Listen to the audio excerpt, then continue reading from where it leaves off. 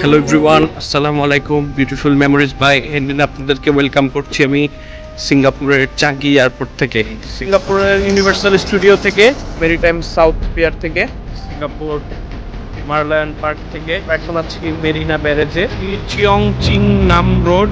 আমরা এখন আছি গার্ডেন্স বাই দ্য বে, Singapore orchid hotel and resort golf course থেকে। বিয়েতে যাচ্ছি, জামাই নিজেই গাড়ি ড্রাইভ করতেছে।